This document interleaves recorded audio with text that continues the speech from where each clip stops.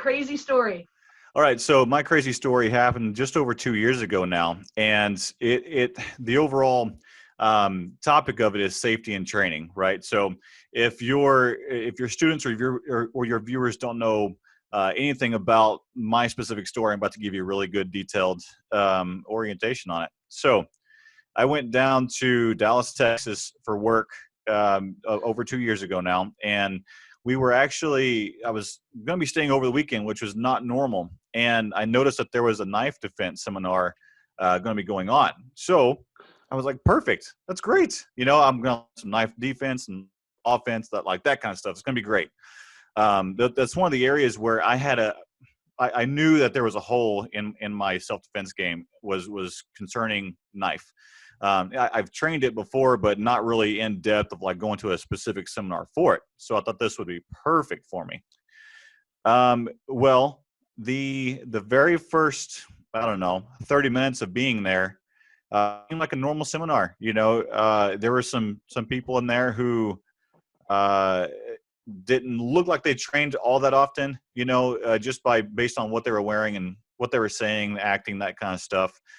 Which totally fine. That's a good reason, for them. It may have been a good starting point. I don't know. At least they were there, right? So after that, the instructor was giving his introduction, right? This was a 2-day course, by the way. It was a Saturday and Sunday course.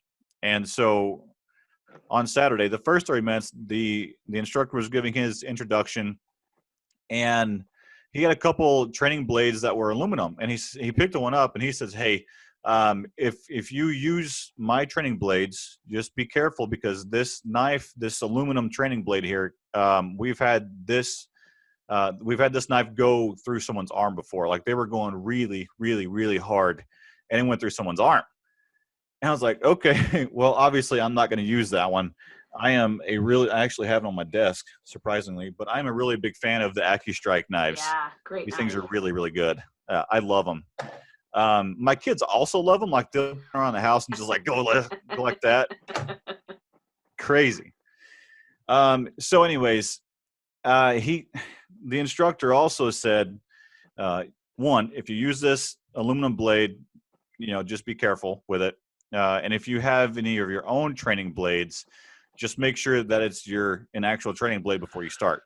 And that was the only safety precautions that we've had in that class. That was it. No check, no buddy pat downs, nothing at all. And so the very first drill, he said, what we're going to do is you're going to partner up, and both of you are going to have a training blade on you. And you're going to pummel, right? Just a basic wrestling pummel. Very, very intro, day one kind of drill. Yeah. And he says what you're going to do from there is you're going to pick a person. So partner A is going to find it, whenever he finds it the most efficient to draw his knife, you're going to draw it very slowly, right? And you're going to very slowly go towards your other partner, and partner B has to stop or redirect it. Just a warm-up drill. That's all it was. And he says, go like 10, 20%. That was it. Well, keep in mind, I didn't know anybody at the seminar at all. I live in Indiana, and so I went back home to Dallas, but I've never been in this gym before, didn't know anyone at all. So it took me a minute to figure out who didn't have a partner and that kind of stuff. And so by the time I finally did, there were at least one couple there, training couple, who were going 100%. Like, they were throwing each other around. It was crazy. And I looked at them like, okay, it's a little too hard at this current time. This is supposed to be just a one. Seriously, it's the very first thing that the instructor had us do. So I finally found my training partner, and I shook his hands. We introduced ourselves, and he asked me if I had a training blade on me. I said, yep, I've got this. And so I put it inside my waistband or my pocket, maybe. I forget now. But I told him, all right, do you want to draw first? And he says, sure, I can do that. So we start pummeling, a couple times back and forth, and he's going kind of hard, which no big deal. Pummeling, there's different body types. It is what it is. That's not a big deal. Well, we probably pummeled about 5 to 6 cycles, I imagine, and I felt his left arm go to his shirt, and he started pulling his shirt up. So I think what I did, now my memories, it's been 2 years, and also in that moment you have really no clue what's going on. Well, and there's some adrenaline to factor in here after this. Yeah, absolutely there is. Absolutely there is. So he grabs that left shirt, he pulls it up, and I hold my left arm out to create a little bit of space. Just instinct. That's just what I did. So he then draws, and then bam, and then rips it back, and I felt like someone just punched me in the arm. So at that time, he was going really, really fast. I mean, he went way more than 10, 20%. So what my automatic instinct at the very first of it, I was like, okay, this is really fast, too fast for a warm up. I'm going to tell this guy we need to slow it down. Before I could even make a sound, he starts freaking out. Oh my God. Oh my God. I'm like, what's wrong with this dude? That moment, I looked down, and my forearm was just covered in blood, and blood was just like spurting out. Oh yeah. And I was very, very confused. I had no idea how that was possible, right? Because I mean, obviously I've never experienced that before. And so at that moment, I was taking a look at it, and my very first thought was, I'm getting blood on the mat. I have to get off the mat. That was my very first thought. Not anything else. I'm getting blood on the mat. Get off the mat. So I walked maybe like 10 or 15 feet to the nearest trash can. And I just sit there with my arm inside the trash can. And I'm like tunnel vision, brain locked. Oh yeah. Can't go anywhere at all. Yeah. And keep in mind, I have a fairly extensive medical training as far as like immediate trauma training. Not a medic. I'm not nothing like that. But I've gone to many, many medical classes. I've applied a tourniquet to myself and to other people hundreds of times. I know how to do it. Yeah, it's different when it's you. Exactly. And at that moment, I had no clue what to do at all. My brain was on full lockdown. I was just really confused and trying to figure out how my arm was bleeding. And I kind of just figured, I'm like, it'll stop here soon. Probably the wrong attitude to take towards it, but that's just what I thought. Well, one way or another, we all stop bleeding at some point, right? Yeah, I mean, that's very true. But so thankfully there was someone there who has worked in the heavy machinery industry for a very long time, and he's on their like I'll call it a QRF, like a quick reactionary force. The people who, when there's an issue go down, they go to it right then, right?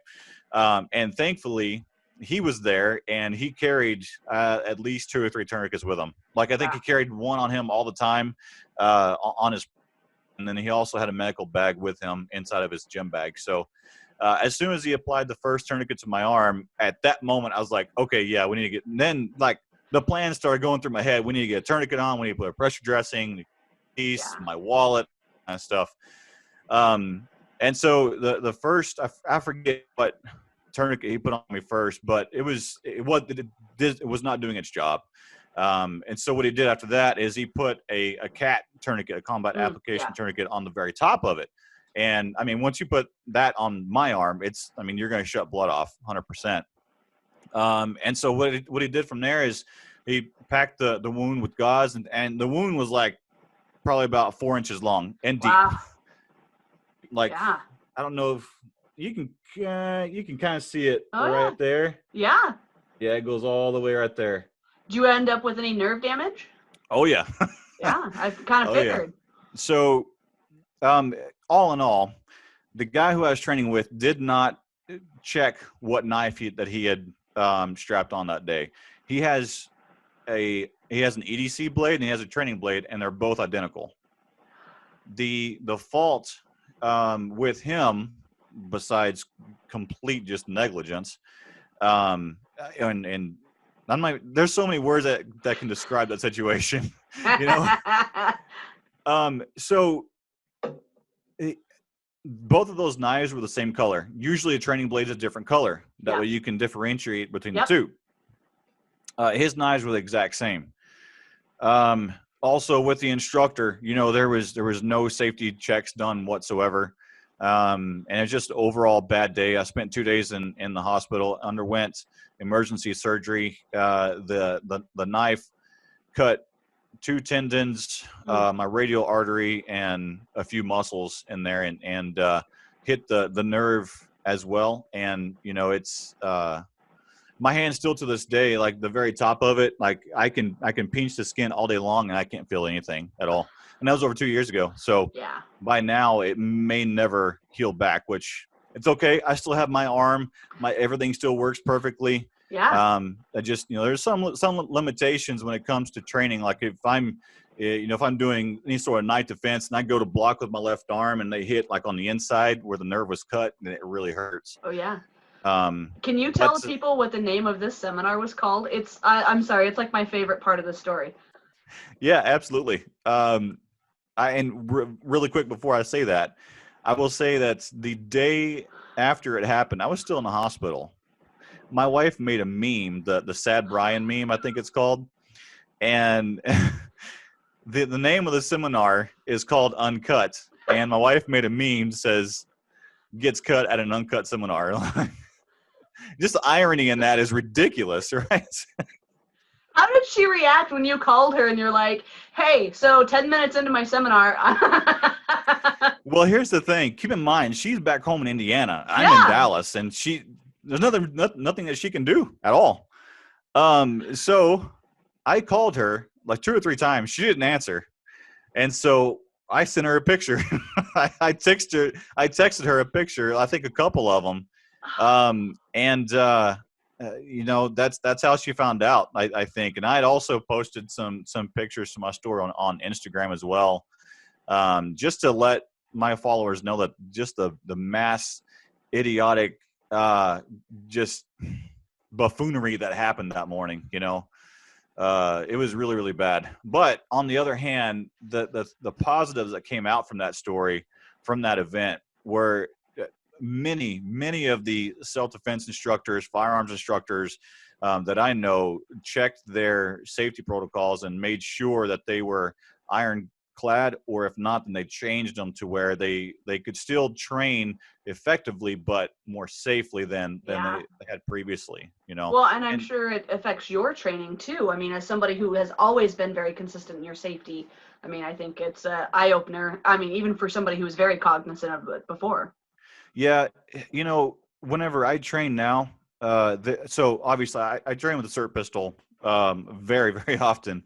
And for the first, like, especially whenever I go to a seminar, or, I went to my level 3 test for IDS earlier this year. Yeah. For the first 30 minutes to an hour, I'm always a little bit nervous, even though I know that all buddy checks have been done. Like, if you ever look at me whenever I'm drawing my firearm, and like in the first 30 minutes to an hour of a seminar of using my SIRT pistol, you'll notice that I draw it and I'm like looking at my gun first to make sure it's my SIRT pistol, and then I'm drawing and I'm shooting, until I get more comfortable with it. Just because, I mean, it makes me very, very nervous. But then again, it does not take away from my training or my teaching at all. It's just, there's certain things that people should be aware of, and know that this type of training can be dangerous if the correct safety protocols are not followed. Absolutely. Well, awesome. Thank you for sharing with us that short story. Folks, return for next week's Short Story Saturday.